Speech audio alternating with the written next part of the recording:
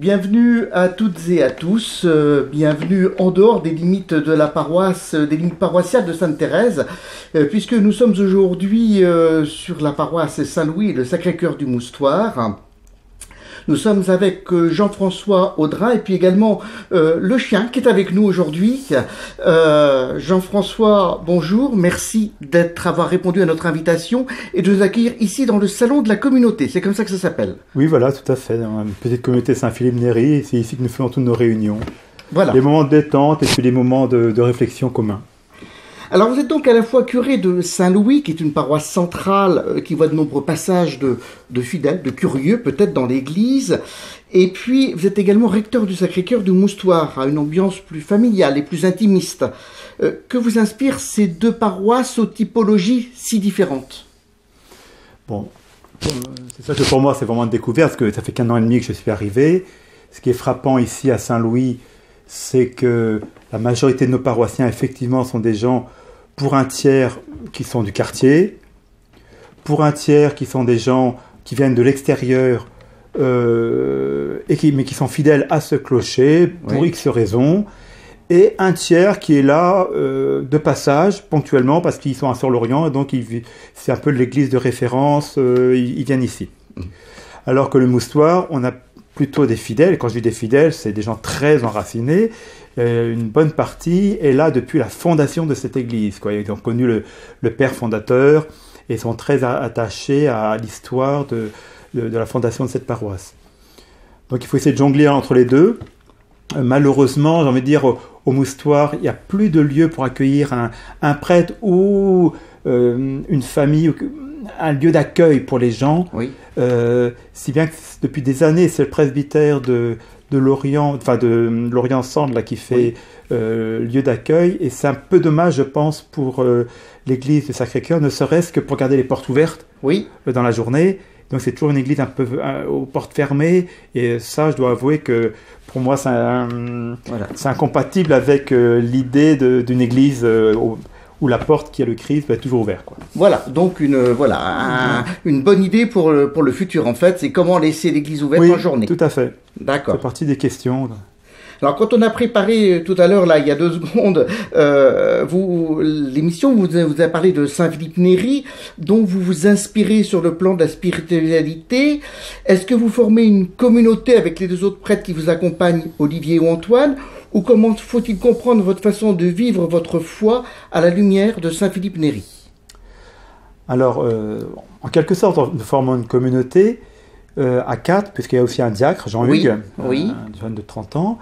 Mais ce n'est pas une communauté religieuse, on reste des prêtres séculiers, mais qui avons un style de vie qui a été initié effectivement au XVIe siècle par Saint-Philippe-Néry, ce qu'on appelle des sociétés de vie apostolique. Donc la finalité de la vie commune, c'est bien la mission, société de vie apostolique. On est ensemble pour la mission, mais avec une caractéristique très, très familiale. Donc c'est des petites communautés familiales où on s'entraide dans la prière, dans le travail, dans la vie quotidienne, un peu comme une famille ordinaire. Et je pense et j'espère que cela a un impact aussi sur notre manière d'exercer notre ministère et sur la communauté, la famille paroisse, puisque nous souhaitons développer ce genre de lien simple, familier avec les gens, et que notre communauté devienne une vraie famille, quoi. Ça veut dire qu'il y a peut-être plus d'union que si vous étiez des prêtres nommés par l'évêque de différents horizons, ou pas? Une chose est sûre, c'est que c'est une école de charité, puisqu'on fait le choix d'être ensemble et de tenir ensemble, un peu comme une famille, et ce qui demande un apprentissage du pardon, de chaque jour recommencer à choisir de vivre avec ces gens-là et de s'aider mutuellement. Et donc cette école de charité, j'ose espérer, selon les paroles de Jésus, que c'est un rayonnement. C'est à l'amour que vous aurez les uns pour les autres que tous reconnaîtront que vous êtes mes disciples, ou bien Père, que tous soient un afin que le monde croie. Donc, depuis que je suis très jeune, je crois à la force de l'unité pour porter le message de l'Évangile. Que si nous, déjà, qui prêchons l'amour du Seigneur, on ne le vit pas entre nous, les prêtres, alors, grâce à Dieu, on le vit entre nous, communauté de Saint-Philippe-Néry, mais avec tous les prêtres de l'Orient, parce que c'est une des grâces de l'Orient, d'avoir une vraie communion entre tous les prêtres. Ça, c'est vraiment un cadeau. Et je pense, à l'occasion d'une petite vidéo pour Noël par exemple, Oui. On a eu beaucoup de retours où les gens sont très heureux que leurs prêtres s'entendent bien. Alors vous parliez d'une communauté entre les prêtres de l'Orient, ça dépasse même l'Orient, puisque ça va jusque tout le doyenné. Je parle de l'Anestéré de Caudan. Tout à fait. Quand Oui, on oui, voit faut la pas les vidéo qui oublier. a eu lieu il y a quelque temps, vous étiez tous ensemble. Oui, à l'Anester. Voilà, tout à fait. Voilà. Alors, nous sommes dans le temps du carême. C'est aussi la guerre actuellement. C'est un Covid qui dure depuis 2 ans, dont on se demande s'il va le perdurer. Que dire? Il y aurait beaucoup de choses à dire, évidemment. Dans l'immédiat, ce qui me tient à cœur, c'est le fait qu'effectivement, toute l'Église est rentrée dans le temps de carême, et moi avec les paroissiens, et je me dis, nous sommes éprouvés par 2 ans de Covid. Aujourd'hui, il y a une nouvelle épreuve qui nous tombe dessus, qu'on a plus ou moins vu venir. Ça, c'est pas étranger à notre carême. Comment Non. faire pour Oui. que ces contrariétés, ces angoisses, cette lassitude, ces épreuves qui nous tombent dessus, qu'on n'a pas choisi, parce que c'est ça la croix, c'est le truc qu'on n'a Oui. pas choisi. Tout à fait. C'est pas les croix qu'on se choisit. Mm. Alors on choisit des petits trucs pour le carême, c'est bien. Mm. Mais à vrai dire, la vraie croix pour chacun de nous, c'est le rendez-vous, la tuile qui nous tombe dessus, à laquelle on ne s'attendait pas et qu'il nous faut porter. Et quand Jésus nous demande de prendre notre croix chaque jour, je pense qu'il faut intégrer ce Covid, donc grâce à Dieu qui semble un peu nous laisser tranquilles, mais cette nouvelle épreuve de la guerre dans notre chemin de carême. C'est un peu le message que j'essaye de faire passer aux paroissiens, quoi. Qu'il n'y ait pas les efforts de carême d'un côté et Oui. puis les angoisses de la vie avec cette guerre de l'autre, quoi. Comment, comme chrétien, essayer d'intégrer dans notre vie cette angoisse-là. Mm. C'est peut-être encore plus difficile pour certaines personnes qui par nature ont peut-être déjà des difficultés. Donc dans ce climat un petit peu anxiogène, certains ont peut-être plus de difficultés encore que d'autres à supporter cette vie d'aujourd'hui. Ça c'est évident, on l'a vu pour le Covid. Mm. Et je pense que ces événements belliqueux vont fragiliser des personnes qui le sont déjà, quoi. Ça, c'est Et vous avez sûr. des gens, vous voyez plus de gens venir vers vous, vous demandez de l'aide peut-être pas, mais vous parlez peut-être à cette occasion? Alors, tout ça il est un peu neuf. Je pense à la messe de ce matin, Oui. que tous les samedis matins, nous célébrons dans le sanctuaire de la Vierge, donc on ne célèbre pas Oui. la chapelle du Saint-Sacrement, mais à Notre-Dame de Victoire. Jamais eu autant de monde à la messe, quoi. Je ne sais plus où mettre D'accord. les gens, quoi. Je ne sais pas s'il y a une cause à effet entre Sans doute. les événements, mais c'est sûr que les gens... Et après, j'ai fait une permanence de confession. Les gens viennent, pas seulement pour se confesser, mais aussi pour parler. On sent qu'il y a des attentes, oui. Alors revenons un petit peu sur Lorient, qui est une ville que vous avez découvert en arrivant ici, il y a donc à peu près 1 an et demi, avec ses nombreuses paroisses au style différent et ses nombreuses facettes, je dirais. Que pensiez-vous en arrivant et que pensez-vous aujourd'hui de la ville de Lorient, de son organisation pastorale? Alors, c'est vrai que je suis un nouveau Lorientais et j'ignorais quasiment tout de Lorient. D'ailleurs, je me suis perdu pendant 3 mois à Lorient, dans le sens de la circulation, je ne comprenais rien comment ça fonctionnait. Et je n'avais pas beaucoup d'idées sur cette ville, parce que je suis du Pays Gallo, breton du Pays Gallo, et c'est vrai que j'étais longtemps à l'extérieur de la Bretagne, pendant 24 ans, puis après à nouveau 4 ans à Rome. Donc, je connaissais mal cette région. L'idée que j'en avais, c'est une ville pas très belle.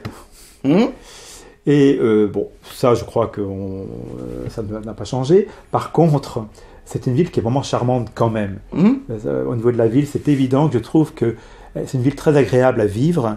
Les gens sont ouverts. Il y a un brassage de population, ça respire. On a reçu un très bon accueil. Il n'y a pas beaucoup de petites histoires, comme parfois dans des cercles plus fermés. Ouais. Je trouve ça très agréable. Et puis l'environnement est très beau. Même notre église Saint-Louis, qui est quand même assez particulière, et notre presbytère, qui est un peu spécial, pas très beau après, dans un premier regard, mais il est très agréable à vivre aussi. Notre église, pour la liturgie, elle est très agréable parce qu'elle est ample, on respire, quoi. Pareil au presbytère, on n'est pas les uns sur les autres. C'est des petits détails, mais c'est agréable. Après, au niveau des paroisses, on l'a dit tout à l'heure, c'est quand même très, très chouette de voir comment les uns et les autres ont style très... on est assez proches, mais enfin, il y a quand même des styles assez différents. on a une vraie communion entre nous, les différentes paroisses, on se passe des informations les uns aux autres, la preuve, votre présence aujourd'hui, donc merci beaucoup. Un petit regret peut-être, mais j'ai peut-être pas assez de recul pour pouvoir dire ça, mais il me semble que lors de la dernière visite pastorale, ils ont manqué un... Moi, j'étais pas là encore, je suis arrivé après coup. Ça manquait un peu d'audace, à mon avis, pour réfléchir mieux à la fois aux convergences, divergences des différents lieux, pour faire jouer à la fois les complémentarités et les faisceaux convergents pour donner un impact plus fort. Je trouve que parfois on a l'impression que peut-être qu'on ne se marche pas sur les pieds, mais presque, et par contre on ne joue pas assez sur les charismes propres des uns et des autres. Vous voyez, il n'y a pas une pastorale globale de l'ensemble de la ville, quoi. D'accord. Okay. Chacun fait son travail, on se respecte les uns. Chacun dans sa petite maison, enfin, entre guillemets. Et on s'entend bien, on est en communion, mais on ne fédère pas beaucoup nos énergies, quoi. Pas suffisamment, à mon avis. Mais et on sera obligé de le faire à un moment donné, quoi. Ces énergies, on va peut-être les fédérer pour le Jeudi Saint, une célébration qui sera commune à tout l'Orient et qui sera présidée par notre évêque Raymond Santaine.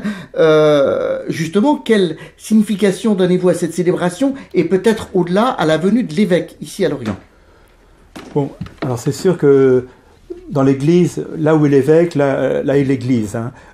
Pour nous, c'est lui qui tient l'ensemble de notre communion, et qu'on apprécie ou pas l'évêque, c'est un point très fort de l'Église catholique, de se reconnaître avec un successeur des apôtres. Donc quand il vient dans un lieu comme le nôtre, c'est sûr que tout le monde se rassemble autour de l'évêque, il crée une communion au moment le plus fort de la vie liturgique et de la vie chrétienne, hein, dans cette semaine sainte. Donc c'est un très beau moment. Ça avait été confirmé lors justement de la visite pastorale, que pour le Jeudi Saint, une fois sur deux, un an sur deux, quand l'évêque vient, on se rassemble tous, comme pour la fête de Notre-Dame de Victoire. Donc pour moi, c'est quand même à la fois heureux et indispensable qu'ils viennent comme ça, et que de temps en temps, tous, on se rassemble. On aura une autre occasion de le faire, pour la fête de Notre-Dame de Victoire, mais avec ce projet de petit tournoi interparoissial de foot qu'on est en train de monter. On y reviendra sûrement. On y reviendra sûrement. Mais je trouve ça sympathique parce que c'est l'occasion de faire toute une journée un peu interparoissiale et de travailler à cette communion encore entre nous. Surtout que l'église Saint-Louis possède une cathèdre, ce qui est très rare pour une église qui n'est pas une cathédrale. Oui, alors ça c'est une curiosité. Moi, je trouve ça un peu bizarre, mais bon, voilà, on dit que c'est la côte cathédrale du diocèse. Bon, pourquoi pas. Elle était là avant moi et je crois qu'elle était prévue comme ça aux origines. Normalement, elle n'est que dans la cathédrale et bon, je ne peux pas l'enlever, évidemment. Alors, on va changer un petit peu. Je ne m'assois pas dessus, moi. Oui, voilà, tout à fait. Certains préconisent une autre organisation humaine ou une évolution de l'organisation de l'Église actuelle, un peu à la manière de Laurent Gribowski dans son livre « Une autre Église est possible ».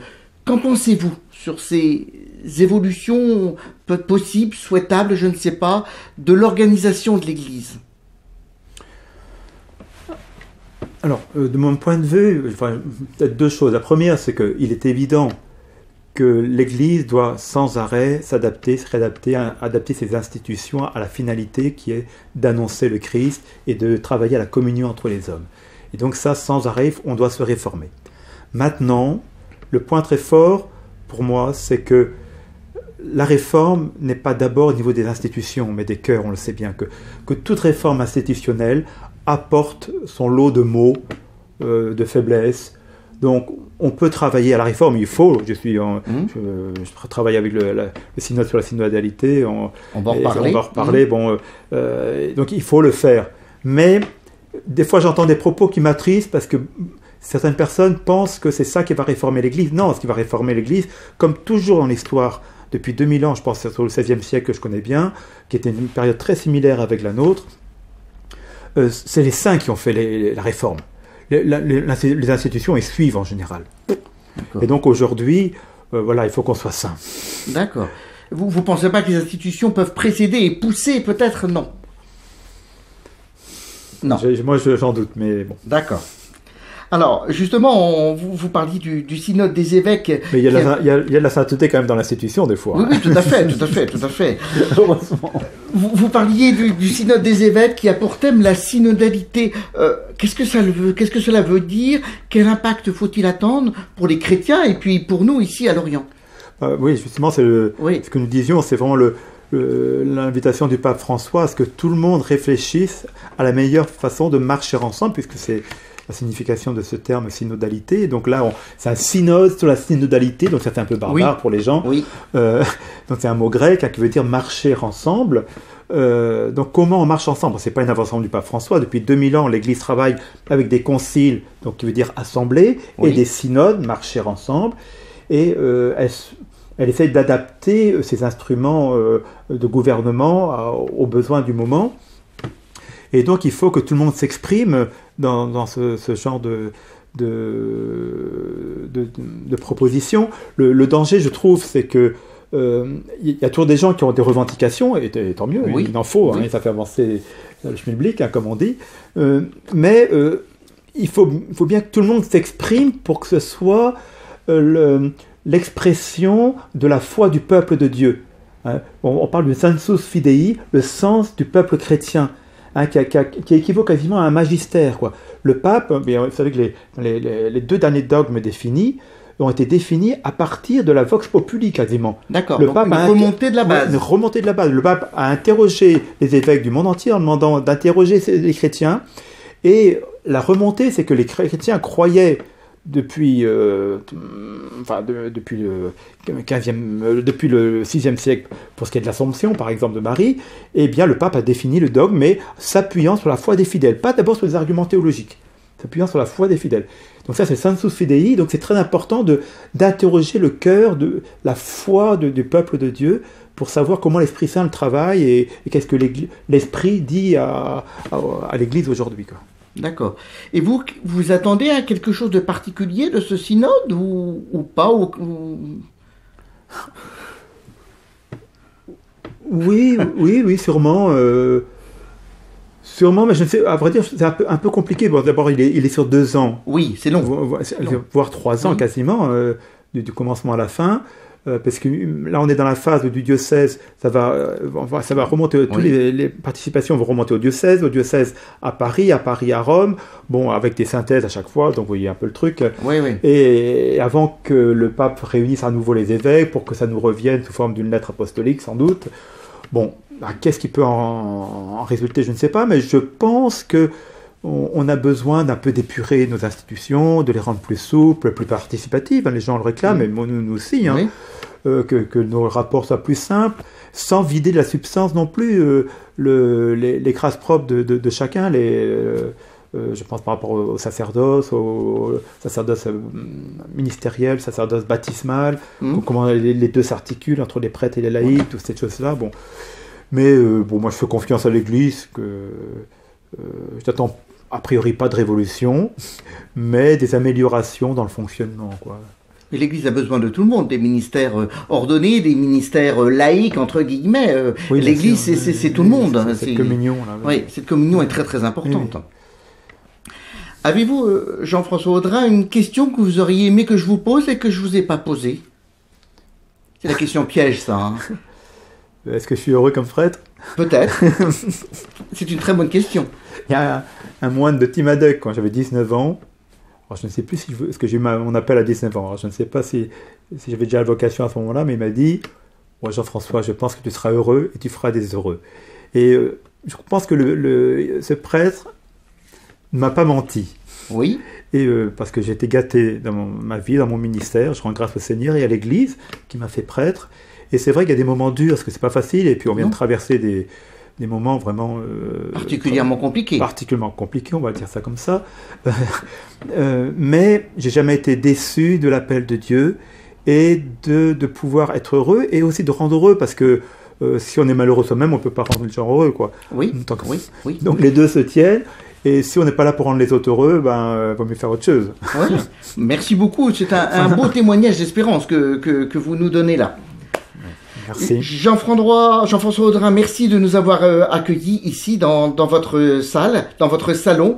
Un petit clin d'œil à Olivier qui est derrière la caméra. Merci à tous de nous avoir suivis et à très bientôt. Merci.